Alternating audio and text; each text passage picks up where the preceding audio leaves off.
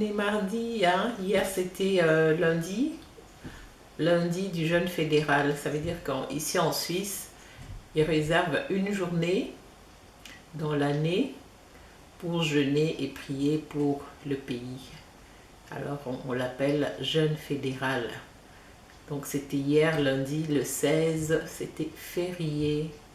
Parce que dans les églises protestantes, évangéliques, catholiques, en tout cas, c'était la journée de prière pour la Suisse. Voilà, aujourd'hui on est mardi, soyez bénis, les abonnés de la chaîne Sephora Live. Je vous bénis au nom de Jésus-Christ. Ce matin, c'était un peu lourd, hein? C'était un peu lourd parce que j'avais deux sujets que je voulais partager, mais bon, le sujet qui vient en premier, comme ça, qui prime, c'est... Je veux parler d'un sujet qui froisse, qui dérange, mais des fois, ça fait du bien. Parce que le sujet que nous allons partager aujourd'hui, on va parler ensemble, je veux vraiment parler de la jalousie. La jalousie, c'est un sentiment. La jalousie, ça peut aussi être conduit par, pour moi je dirais comme ça, conduit par des esprits malins. Hein? En tant qu'enfant de Dieu, vous comprenez quand je dis esprit malin. Des fois, c'est l'ennemi qui pousse. Quand il veut détruire, il utilise aussi la jalousie. Quand il veut détruire un couple, il peut aussi utiliser la jalousie sans raison. Mais comme c'est l'ennemi, il a des armes. Parmi les armes de l'ennemi qu'il utilise souvent dans le couple, c'est la jalousie. Voilà pourquoi j'aimerais vraiment que tout le monde, qu'on soit calme pour essayer de bien comprendre pourquoi je parle de la jalousie. La jalousie, c'est un sentiment, c'est quelque chose, des fois ça fait du bien qu'on sache qu'on est aimé, qu'on est jalousé. Même Dieu est jaloux. Même Dieu est jaloux. Parce il nous aime, il nous a tellement aimés que lorsqu'il nous voit nous perdre, même Dieu aussi peut devenir jaloux. Lorsque nous voulons remplacer quelqu'un d'autre ou autre chose à sa place, Dieu aussi, des fois, devient jaloux. Et il le dit, il ne le cache pas. La jalousie, c'est quelque chose qu'on ne doit pas cacher. Au contraire, on doit en parler et puis essayer de trouver des solutions, surtout si c'est dans un couple, pour essayer de remettre les choses en place, au lieu de laisser que la jalousie vienne détruire. Il faut lui trouver sa place. Une femme qui sent que son mari est jaloux, des fois, ça lui fait du bien. Mais quand ça devient une jalousie à l'extrême, quand je dis à l'extrême, ça veut dire que la femme ne peut pas sortir de chez elle, la femme ne peut pas parler avec d'autres personnes. Avant que la femme commence à parler avec d'autres personnes, le mari doit être au courant. Mais ça, c'est qui cette femme? C'est qui cet homme? Pourquoi est-ce que cette personne t'appelle? Vous parlez de quoi? Au bout d'un moment, la personne, si c'est l'homme, l'homme se fatigue. Parce qu'il y a tellement des questions, il y a tellement des idées. Et des fois, ça finit par fatiguer soit le conjoint, soit la conjointe, parce que on soupçonne de tout. Et après un moment, si c'est le mari, le mari, il ne sera plus à l'aise. Si c'est la femme, elle ne sera plus à l'aise. Mais c'est quelque chose qui fait souffrir. Lorsque une femme est trop jalouse, ça fait souffrir son mari. Lorsque aussi la femme est trop jalouse, ça fait souffrir son mari. Lorsque la femme est trop jalouse, ça fait souffrir aussi son mari. Donc, pareil pour les deux. Donc, il faut savoir en parler en couple. Hein? Quand un homme vient prendre une femme qui est très jolie, qui est très belle de visage, comme on disait dans la Bible, hein? Sarah était belle de visage, Esther était belle de visage, Rachel était belle de visage. Toutes ces femmes-là, elles ont eu à subir de la jalousie, donc de la part de leur mari. Mais comme on dit, la jalousie, il faut savoir le gérer. Hein. Aujourd'hui, dans notre époque, aujourd'hui, beaucoup de divorces sont arrivés juste à cause de la jalousie. Soit le mari était trop jaloux et la femme, elle s'est sentie tellement diminuée, tellement mal à l'aise. Bien qu'elle elle est belle, bien que le mari l'aime beaucoup, mais à cause de cette jalousie-là, et cette femme, elle s'est sentie mal dans son ménage, elle a choisi de partir. Un jour, il y avait un monsieur qui travaillait en équipe, donc la nuit, et sa femme, elle s'était fait copine de la voisine. Donc de temps en temps, la femme, pour ne pas être trop seule, des fois, elle sortait, elle allait voir sa voisine, même bâtiment. Elle allait voir sa voisine, elle parlait, et puis en plus, comme elles étaient des chrétiennes, des fois, elles partageaient la parole de Dieu, des fois, elles mettaient des messages, elles écoutaient ensemble. C'était vraiment une amitié, rien que pour partager, parler en tant que voisine. Il n'y avait rien de mal. Alors, le papa, lui, il avait l'habitude, quand il rentrait, il posait des questions aux enfants. Ah, comment ça a été la soirée? Comment ça a été avec maman? Et puis, de temps en temps, les enfants disaient, ah, mais papa, il y a maman. Des fois, elle sort. Des fois, maman, elle n'était pas là. Ah, les enfants, ils étaient petits, mais ils ne comprenaient pas où allait la maman. Parce que la maman, des fois, elle mettait les enfants au lit, elle tirait la porte, elle allait vite chez la voisine, elle passait la soirée. Mais de temps en temps, la voisine aussi descendait vers la maman. Mais les enfants, comme c'était la voisine, ils avaient même pas... Les enfants ne se posaient pas des questions parce que c'était la voisine. Mais lorsque la maman allait voir l'autre voisine, les enfants ne savaient pas où allait leur maman. Alors, comme le papa, il avait l'habitude, au lieu de poser directement la question à sa femme, puisque lui, il faisait l'équipe, il a commencé à poser des questions aux enfants. Quand je ne suis pas là, ça se passe comment? Maman, elle vous met au lit, est-ce que vous faites? Puis les enfants, comme ils disaient au papa, non, des fois, maman, elle part. Lui aussi, le mari, il a commencé à soupçonner sa femme, au lieu de poser la question à sa femme. Bon, comme d'habitude, il est parti travailler, il faisait l'équipe de nuit, et un jour, il est parti, bon, il commençait à, on peut dire, de 20h jusqu'à 2h, 3h du matin. Alors, un jour, il est parti travailler, il arrive là-bas, il se dit, bon, maintenant, je vais essayer de faire ça, je vais rentrer. Il est rentré à la maison. Il était déjà en colère, le fait qu'il n'a pas trouvé sa femme. Et lui ne savait pas que sa femme était chez la voisine. Alors le monsieur, comme il était quelqu'un de très colérique, il a commencé à chauffer de l'eau. Il voulait se faire à manger. 20h, 20h30, comme il est rentré, il n'a pas été travailler, il est rentré à la maison. Il a commencé à chauffer de l'eau pour se faire à manger. Alors pendant qu'il chauffait l'eau pour se faire à manger, je crois qu'il voulait se faire la semoule, soit les pâtes. Je pense que c'était les pâtes. Alors il a commencé à chauffer l'eau, il a fait cuire l'eau et il a mis les pâtes. Quand il a mis les pâtes, c'était en ce moment-là que sa femme était en train d'ouvrir la porte pour rentrer chez elle. Elle était vite partie chez la voisine. Et le mari, jaloux qu'il était, il a juste pris la casserole avec les pâtes qui étaient en train de bouillir dedans, de cuire. Il a renversé sur sa femme. Et voilà que sa femme s'est brûlée. C'était énorme et c'était grave. Et la femme n'a rien compris. Qu'est-ce qui s'est passé?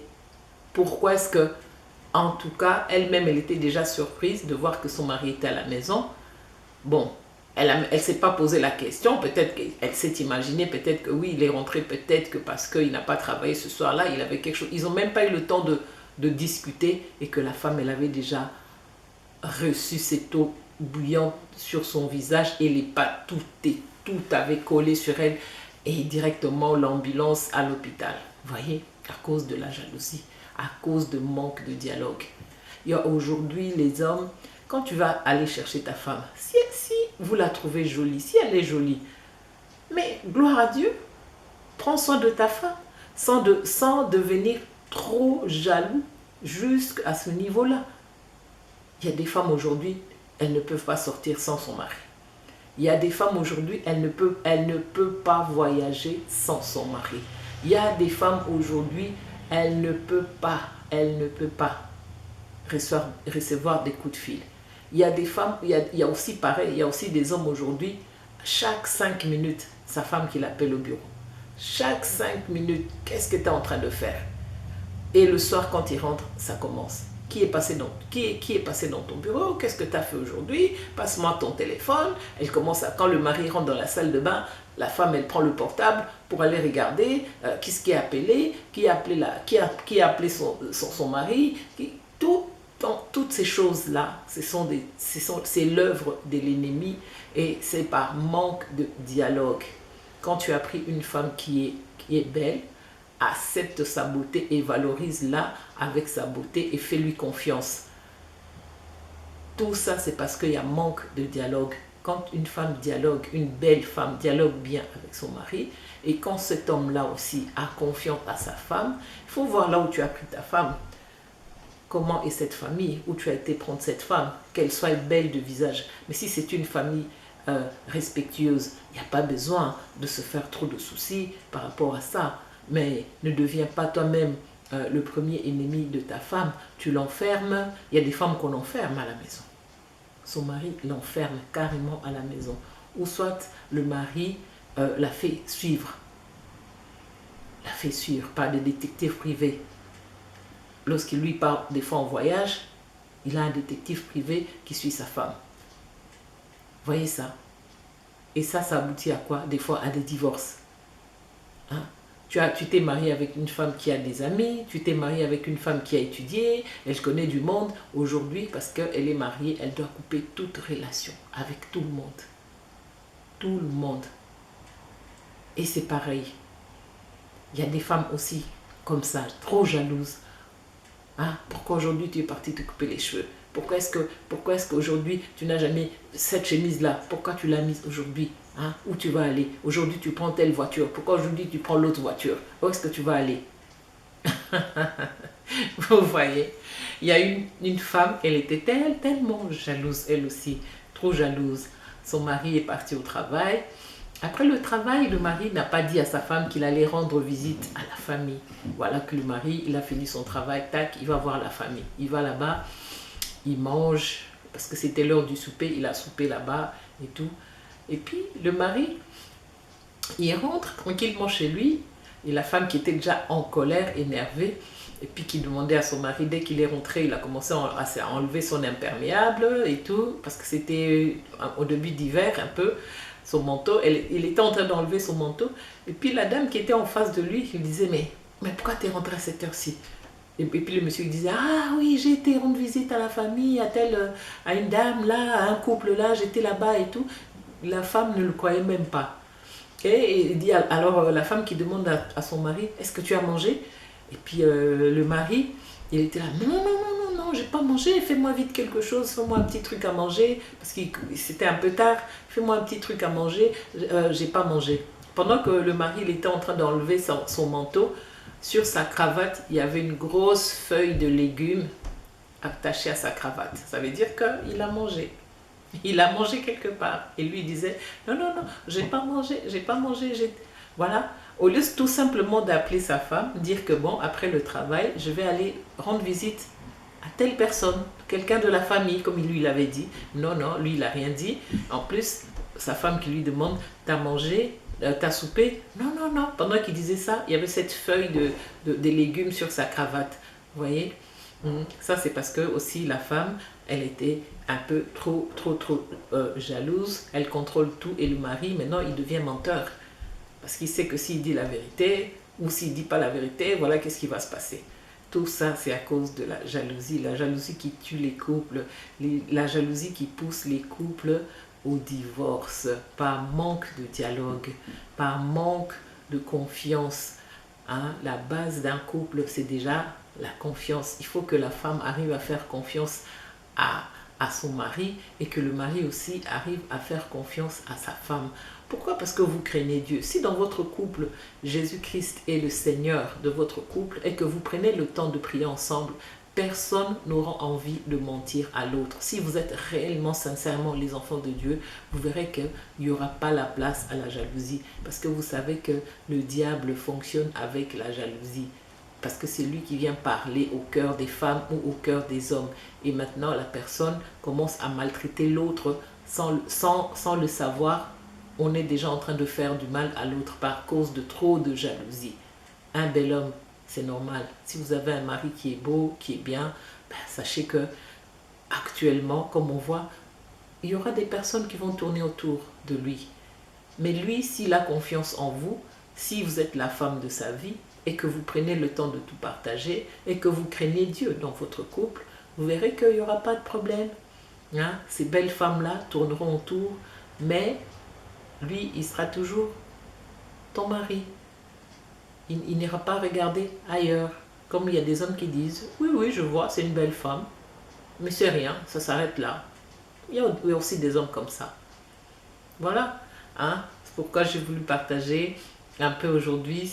J'avais deux sujets, je pense que l'autre, ça serait une prochaine fois, mais ce que le Seigneur a mis en premier dans mon cœur aujourd'hui, c'est la jalousie dans le couple. Arrêtez de vous torturer, arrêtez de vous faire du mal. La jalousie, c'est un sentiment qui tue. Hmm. Si c'est bien, c'est bien. Un peu de jalousie, ça fait du bien parce que tu sauras que ton mari t'aime, ta femme t'aime, c'est pour ça qu'elle est jalouse, c'est normal. Mais quand ça devient à l'extrême où l'autre devient comme une prisonnière, l'autre fait des choses vite fait en cachette, hein, elle parle vite au téléphone, elle raccroche, elle efface les numéros, pack. Vous voyez, à tel point la jalousie peut rendre une personne, hein, par peur. Donc la femme vit dans les angoisses ou c'est le mari qui vit dans les angoisses. Ou des fois il a envie de rentrer chez lui, il cherche un ami pour l'accompagner. Hein, juste pour dire, ah, oh, j'étais avec lui. Vous avez vu, à tel point vous rendez votre mari malheureux. Hein, il est obligé d'aller chercher des amis pour revenir à la maison, pour pouvoir le ramener à la maison. Tout ça, ce sont des choses qui font mal et qui ne plaisent pas à Dieu. Voilà. Essayons vraiment de chercher la solution par rapport à la jalousie, hein, dialoguer, refaites-vous confiance, sachez que personne ne viendra vous prendre votre mari, personne ne viendra vous prendre votre femme, vivez en paix dans votre maison et que le Seigneur soit le maître de tout. Hein. Prenez le temps de discuter s'il y a des choses, s'il y a des incompréhensions. Ne faites pas comme ce monsieur qui a renversé toute une casserole de pâtes sur sa femme à cause de la jalousie. Or, la femme ne venait que de chez la voisine. Elle était juste à côté. Et elle aussi, comme elle disait, bon, c'est pas grave, je vais chez la voisine, il n'y a rien de mal. Elles allaient juste pour aller parler, regarder un peu la télé, discuter un tout petit peu pour qu'elles passent un peu le temps pendant que les enfants sont au lit et pendant que le mari était au travail. Mais c'était pas tard. C'était 20h, 20h30, c'était pas tard. Elle voulait juste aller prendre un moment avec une copine. Ici en Europe, on est seul dans les appartements, on peut aller parler avec la voisine. Et c'est ce qu'elle faisait. Et le mari, tout de suite, il s'est mis dans la tête que sa femme allait voir quelqu'un d'autre. Voilà. Au lieu même de poser la question. Et la femme aussi n'avait pas vraiment vu pour quelle raison, pas beaucoup d'importance de dire à son mari que quand toi tu n'es pas là, des fois je vais chez la voisine. Elle croyait que c'était normal d'aller voir sa voisine, de discuter un peu. Des fois la voisine venait aussi. Mais le mari là, lui, n'était pas au courant parce que c'est le moment où lui n'est pas là, il est au travail. Voilà quel drame dans une famille. Voilà, je vous remercie beaucoup, soyez en paix. Les 20 minutes de Maman Sephora arrivent au bout. Je vous dis merci, soyez bénis, bénis, abonnez-vous, partagez et surtout arrangez cette situation qui ronge la jalousie. Une belle femme, c'est la femme de son mari. Un bel homme, c'est l'homme de sa femme, le mari de sa femme. Voilà. Je vous remercie beaucoup. Soyez bénis, partagez, abonnez-vous. Soyez bénis chez vous à la maison, dans le nom puissant de Jésus-Christ. Merci. Bonne journée. Soyez bénis, bénis, bénis, bénis. Merci Seigneur. Merci pour vous tous. Merci les abonnés.